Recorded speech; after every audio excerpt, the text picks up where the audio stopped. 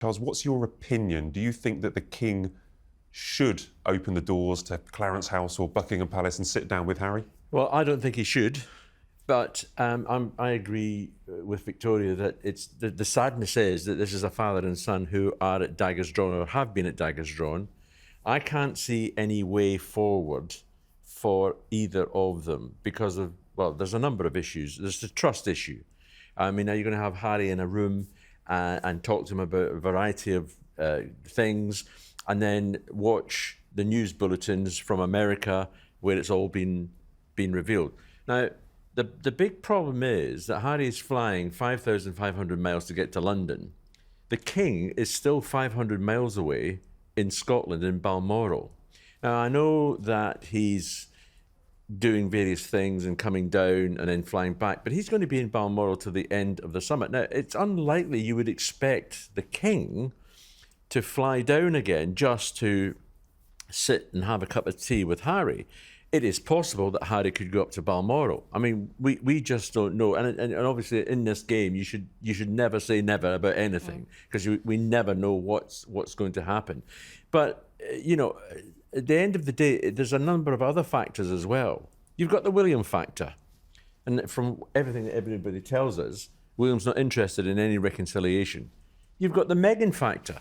I'm still of the belief, and I haven't changed my opinion on it, that this woman will never set foot back in this country again. Now, if she doesn't set foot back in this country in the short term, then Archie and Lilibet is not going to come back. And that's another drama that the King will not be seeing his American grandchildren. So unless you can coax Meghan back into, you can't just have Harry reconciling with the royal family. You've got to have Meghan and Harry reconciling.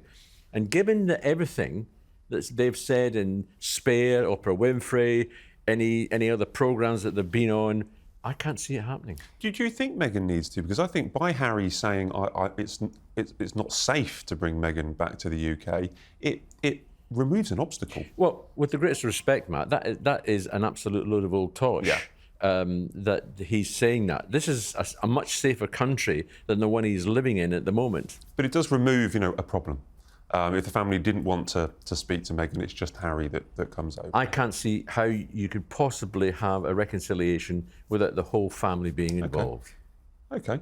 I think Harry can come. He's coming by himself, Sure. and I think he can meet with his father. I agree that there is an issue, a trust issue there over conversations. Harry's put a lot of stuff into the public domain, but I don't think that disqualifies a meeting. I think there can, I think it's something that the royals are very mindful of, and of course you would tread carefully in that situation, but I think they can still meet.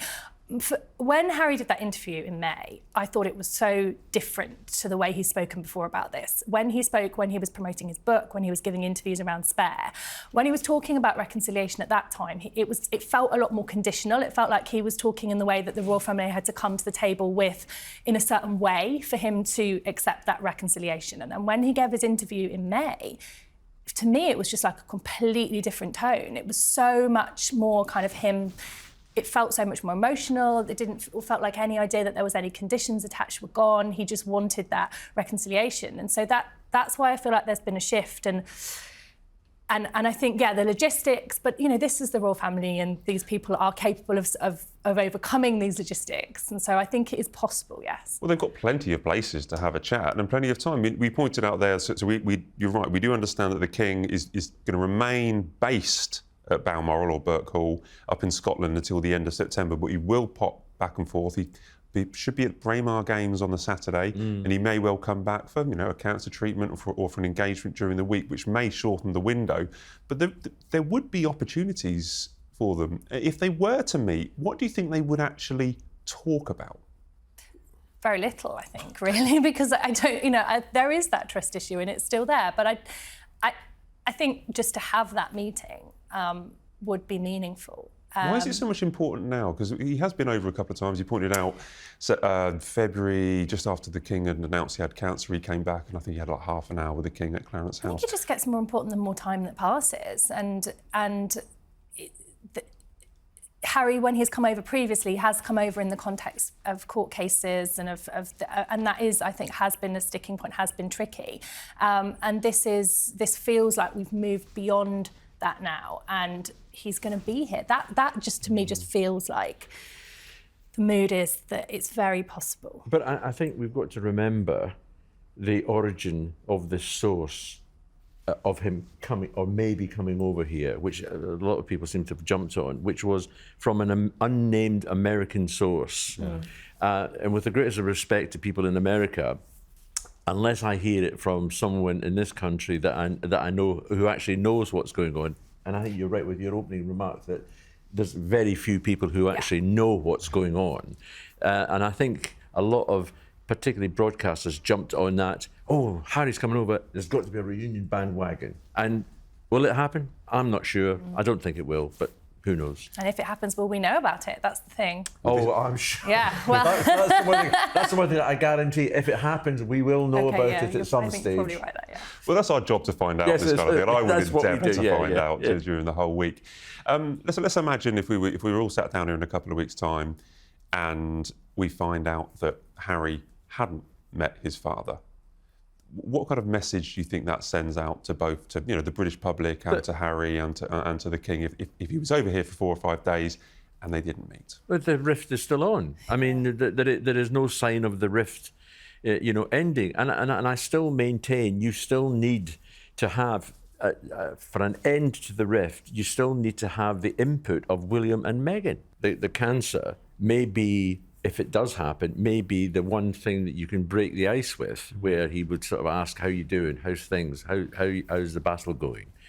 But you still got to get down to the nitty-gritty of everything that's been said, the allegations of racism. I kind of feel that they can meet without having to have everything out. And I think that what Harry said in May made me feel that is now where he sees it as being, where previously he was sort of suggesting that he wanted to have all these conversations if they were going to have a relationship, whereas now I feel like there is, and that is families, there's often a lot of stuff that does go on set, and I think you can have a meeting and you can see each other and speak about some things without having to go over everything. I think that's possible. If I accept that, I don't entirely, but if I accept that, you've still got to do with the fact that the King's going to say, how are the grandchildren? How's Meghan? Am I ever going to see them again? I mean, that is still, a thorny subject. You cannot have a reconciliation with just Harry alone. He's got a family in America, and that part of that family, or the Meghan part of that family, has made it clear of her points that she has against the royal family and Britain.